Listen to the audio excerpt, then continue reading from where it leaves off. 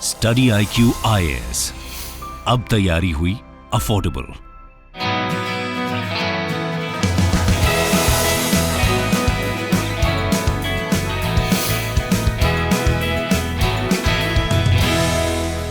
नमस्कार दोस्तों, study IQ में आपका स्वागत है। पहले बैच के फिनोमिनल सक्सेस के बाद आज हमारे साथ हैं मोहित जिंदल सर। वेलकम मोहित सर।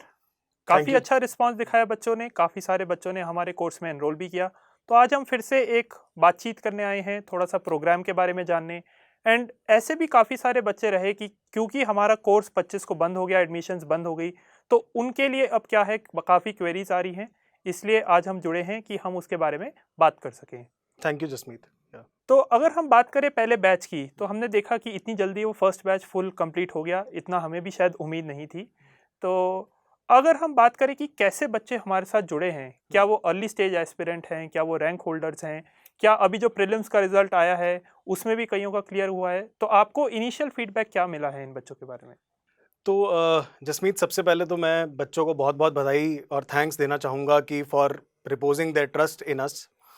और कमिंग टू योर क्वेश्चन कि बच्चे किस तरह के आए हैं, तो मेरे पास जो इनिशियल फीडबैक आया है मेरी टीम से, इसमें मेजॉरिटी बच्चे तो फाउंडेशन वाले बच्चे हैं जो 2023 या 2024 का जो एग्ज़ाम वो देना चाहते हैं।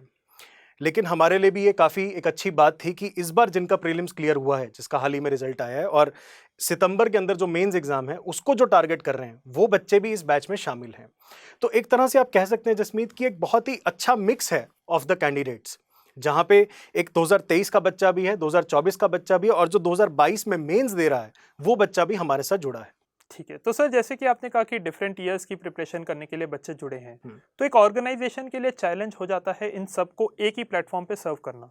तो ऐसी कौन सी कड़ी है हमारे पास कि हम इन सबको जो है, जिसकी जो रिक्वायरमेंट है उसके अकॉर्डिंग हम उनको सर्व कर सकें? जसमीत, आपने बिल्कुल सही कहा कि ऑर्गेनाइजेशन लेवल पे डेफिनेटली एक चैलेंज है जहाँ पे एक इतना मिक्स हो बच्चों का, उनको केटर करना। तो जैसा कि हमें पता है कि ये जो हमारा कोर्स है वो एक फाउंडेशन लेवल कोर्स है, जिसके अंदर हम बिल्कुल बेसिक से पढ़ाएंगे और धीरे धीरे मेंस के लेवल तक बच्चे को लेकर जाएंगे। इसके अलावा बच्चों की जो स्पेसिफिक नीड्स हैं, फॉर एग्जांपल जो बच्चा इस साल मेंस में दे रहा है उसकी कुछ नीड अलग हो सकती है, और इसके अलावा जो 2023 का भी इनफैक्ट एग्जाम टारगेट करना चाहता है उसकी भी नीड थोड़ी अलग हो सकती है as compared to that aspirant जो 2024 में दे रहा है। तो इस स्पेसिफिक नीड को केटर करने के लिए ही हमने 1-to-1 मेंटरशिप प्रोग्राम जो है वो उसमें इंक्लूड किया था, सो दैट मेंटर जो है वो बच्चे की स्पेसिफिक प्रॉब्लम को समझ सके और उसके हिसाब से उसको गाइड और फाइन ट्यून कर सके उसकी प्रिपरेशन को। तो यही एक हमारे पास तरीका है जिससे हम एक पर्सनलाइज जो कस्टमाइज नीड है एक बच्चे की, उसको हम सेटिस्फाई और सर्व कर सकते हैं। तो जिसको अगला प्रीलिम्स देना है तो उसके साथ प्रीलिम्स को लेके ज़्यादा तैयारी की जाएगी, जिसने अभी मेंस देना है सितंबर में तो उसके साथ आंसर राइटिंग प्रैक्टिस को ज़्यादा फोकस किया जाएगा। बिल्कुल, क्योंकि यहाँ पे आपको पता है कि अब इंडस्ट्री में एक प्रॉब्लम है वन साइज फिट्स ऑल की। हाँ। अब वो प्रॉब्लम जो है, उसी प्रॉब्लम को सॉल्व करने के लिए हम ये कोर्स लेकर आए थे। ठीक है। और मेंटरशिप एक ऐसी कड़ी है जो आपने कहा कि वो इस प्रॉब्लम को एकदम डायरेक्टली टारगेट करती है कि जो बच्चों की खुद की जो नीड्स हैं, इंडिविजुअल की जो नीड्स हैं, उसको वो समझ के उसको सॉल्व करें। ठीक है। तो सर, अभी अगर हम क्लासेस की बात करें, जैसे लाइव क्लासेस हमारी शुरू हुए कुछ दिन हो गए हैं, तो इनिशियल फीडबैक बच्चों का क्या रहा है क्लासेस को लेके? जैसे शशांक त्यागी सर सीनियर फैकल्टी, उनकी क्लासेस शुरू हो चुकी हैं, तो बच्चों का क्या फीडबैक है उनको लेके? तो जसमीत, शशांक त्यागी सर जैसे आपने बताया वो आजकल पॉलिटी के लेक्चर्स ले रहे हैं और बच्चों का बहुत ही वंडरफुल फीडबैक है सर के स्टाइल ऑफ टीचिंग पे खासकर। इसके अलावा हमारे जो हैंड रिटन नोट्स हैं जो हम हर लेक्चर के साथ दे रहे हैं, उस पे बहुत ही फिनोमिनल रिस्पांस आया है, क्योंकि उन नोट्स को पढ़ने के बाद बच्चों को ऐसा लगा कि उनको स्क्रैच से नोट्स बनाने की ज़रूरत नहीं है। वो उस PDF का प्रिंट निकाल सकते हैं, उसके ऊपर अपना स्क्रिबल कर सकते हैं, अपने नोट्स उसके ऊपर चढ़ा सकते हैं। तो ये इसके ऊपर काफ़ी ज़्यादा पॉजिटिव जो है वो फीडबैक हमें मिला है। Okay sir, thank you. And अभी रिसेंटली फर्स्ट ज्ञानवाणी सेशन भी हुआ। अनिल स्वरूप सर ने वो सेशन हमारे पेड बच्चों के साथ, लाइव बैच वाले बच्चों के साथ जो है वो कंडक्ट किया था। उसमें बच्चों का क्या फीडबैक रहा? एक रिस्पांस अगर हम देखें, हमारे पास हर क्लास के बाद एक फीडबैक आता है, तो उसमें ओवरऑल फीडबैक उनका क्या था मतलब? तो जसमीत, पहले मैं बताऊं कि हमारे लिए एज एन ऑर्गेनाइजेशन बहुत सौभाग्य की बात थी कि ex coal secretary of India Shri Anil Swarup sir हमारे साथ जुड़े थे पिछला ज्ञानवाणी सेशन लेने के लिए। तो उस सेशन में स्वरूप सर ने काफ़ी बच्चों से इंटरेक्ट किया और बच्चों की तरफ से भी हमें एक फिनोमिनल रिस्पांस जो है वो देखने के लिए मिला। बच्चे काफ़ी कुछ सीख पाए कि सिविल सर्विसेज में करियर कैसा होता है, वो कैसे अपनी तैयारी को और ज़्यादा शेप कर सकते हैं और ज़्यादा शार्प कर सकते हैं। तो ये सारी बातें जो है, और उनको उन सर से डायरेक्टली इंटरेक्ट करके बहुत ही अच्छा लगा बच्चों को, तो काफ़ी पॉजिटिव फीडबैक था। और आने वाले दिनों में मैं अपनी टीम से और इस तरह के ग्रुप मेंटरशिप सेशंस जो है वो अरेंज करवा रहा हूँ। Okay sir, thank you. एक जैसे हम बात करते हैं iron gate of civil services की, दैट इज प्रीलिम्स। तो प्रीलिम्स पे स्पेसिफिक फोकस, क्योंकि अगर बच्चे का प्रीलिम्स ही नहीं क्लियर होता, जैसे अभी हमारे पास काफ़ी सारे स्टूडेंट्स की ईमेल्स और मैसेजेस आए कि हमारा प्रीलिम्स क्लियर नहीं हुआ इस रिजल्ट के बाद, तो उन बच्चों के लिए क्या ऐसा स्पेशल प्रोविजन रखा गया है जिससे अगले प्रीलिम्स तक वो बेटर जो है वो तैयार हो सकें?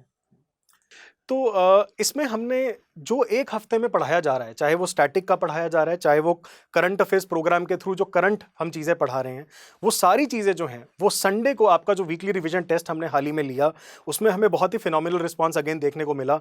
90% से ज़्यादा बच्चों ने उस टेस्ट में अपीयर हुए और उस टेस्ट का जो है फ़ायदा उठाया। तो ये टेस्ट से एक तरह से आपकी तैयारी की बेंचमार्किंग हो जाती है कि आपने एक हफ्ते में जो पढ़ा, क्या आपको वो ठीक से समझ आया कि नहीं, आपको वो ठीक से याद है कि नहीं। तो इसी तरीके से हर वीक जो है वो रिवीजन टेस्ट होता चला जाएगा, ताकि बच्चे अपनी तैयारी को एकदम इन सिंक रखें, पढ़ाई और प्रैक्टिस जो है वो एक साथ चल सके। इसके अलावा जैसा कि हमने इस प्रोग्राम में कमिट किया है बच्चों को, हम जब आपके 1-2 सब्जेक्ट्स हो जाएंगे, उसके बाद proper prelims full length test जो है वो भी बच्चों को प्रोवाइड कराए जाएंगे, ताकि वो एक तरह से टाइम मैनेजमेंट की जो स्किल है और जो एलिमिनेशन टेक्निक्स हैं और अन्य टेक्निक्स हैं उनको भी मास्टर कर सकें। Okay sir, great. आपने सर बात करी करंट अफेयर्स प्रोग्राम कैप की, तो काफ़ी बच्चों का ये सवाल आया है कि ये कैप जो प्रोग्राम हम रन कर रहे हैं, इनमें क्या ऐसी स्पेशल क्वालिटीज़ हैं जिनसे उनके करंट अफेयर्स जो है वो कंप्लीट हो सकें? क्योंकि करंट अफेयर्स एक ऐसा पोर्शन है सिविल सर्विसेज की जर्नी में जो काफ़ी इंपॉर्टेंट है, and at the same time एक एस्पिरेंट के लिए काफ़ी डिफिकल्ट हो जाता है उसको डिफरेंट सोर्सेज से कवर करना। बिल्कुल। तो जसमीत, मैं अपने पर्सनल एक्सपीरियंस से कुछ शेयर करना चाहता हूँ यहाँ पे। जब मैं तैयारी कर रहा था बैक इन 2010, और इनफैक्ट आज भी वो प्रॉब्लम और ज़्यादा बढ़ गई है कि करंट अफेयर्स के मल्टीपल सोर्सेज को रेफर करना पड़ता है हर बच्चे को। हिंदू भी पढ़े, इंडियन एक्सप्रेस भी पढ़े, योजना मैगजीन भी पढ़े, कुरुक्षेत्र भी देखे, संसद टीवी भी सुने और अन्य चीज़ें, PRS भी पढ़े। तो ये सारी चीज़ों को रेफर करने में, उनके कंसोलिडेटेड नोट्स बनाने में किसी भी बच्चे का बहुत ज़्यादा टाइम जाता है। मेरा पर्सनली बहुत टाइम जाता था उस टाइम पे।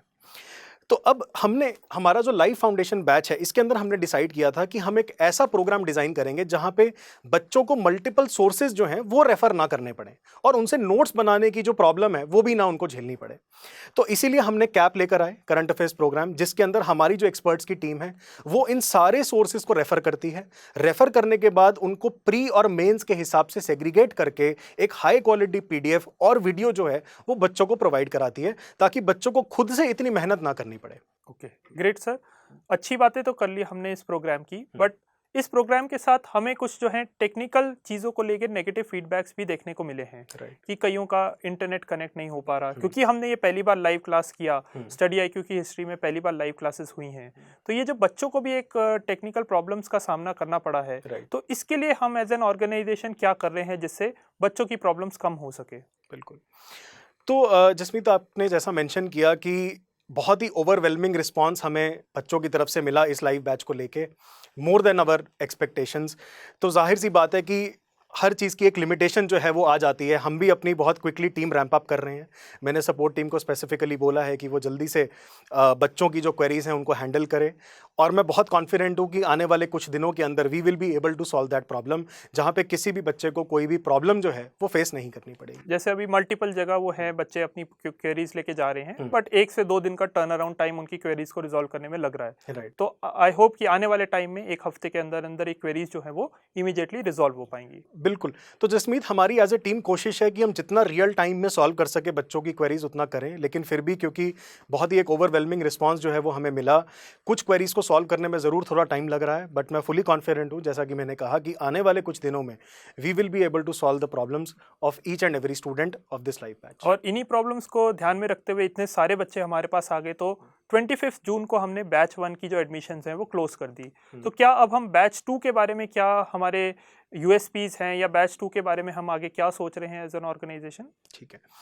तो जसमीत, जैसे बैच 1 हमें क्लोज करना पड़ा क्योंकि उसमें एक तरह से सीट्स जो हैं वो फुल हो चुकी थी, हम उससे ज़्यादा बच्चे उस बैच में नहीं ले सकते थे, इसीलिए हमने बैच 2 में एडमिशन स्टार्ट किए। बैच 2 के जो डिलीवरेबल्स हैं वो बिल्कुल बैच 1 की लाइंस पे हमने डिज़ाइन किया है इस प्रोग्राम को।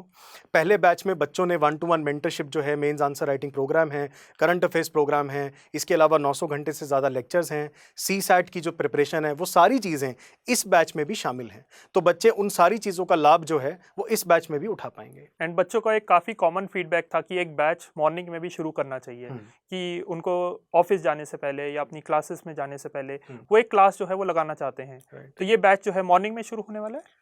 तो हमारे पास पहले बैच के बाद बहुत सारा फीडबैक आया कि सर ये बैच जो है आप सुबह भी हम बैच शुरू करें, हम वर्किंग हैं तो उससे पहले अगर क्लास हो जाए तो बहुत अच्छा होगा। तो उन सारे फीडबैक को ध्यान में रखते हुए we decided as a team कि we will start a morning batch. तो सेकंड बैच जो है वो हमारा सुबह 8 बजे से उसमें लेक्चर्स हुआ करेंगे, लगभग 2.5 से 3 घंटे के लेक्चर्स होंगे। सुबह सुबह लेक्चर करने के बाद आपके पास बच्चे के पास पूरा दिन है उसको एक तरह से रिवाइज करने का, अपनी प्रिपरेशन को और आगे ले जाने का। Okay sir, thank you so much. Thank you Jasmeet. तो स्टूडेंट्स, आप हमारा बैच 2 जो है वो नीचे डिस्क्रिप्शन में लिंक दिया है, वहां से ज्वाइन कर सकते हैं। ये बैच अवेलेबल है 20,500 का। आप हमारी साइट studyIQ.com पे जाके इस बैच में रजिस्टर कर सकते हैं। स्टडी IQ IAS, अब तैयारी हुई अफोर्डेबल।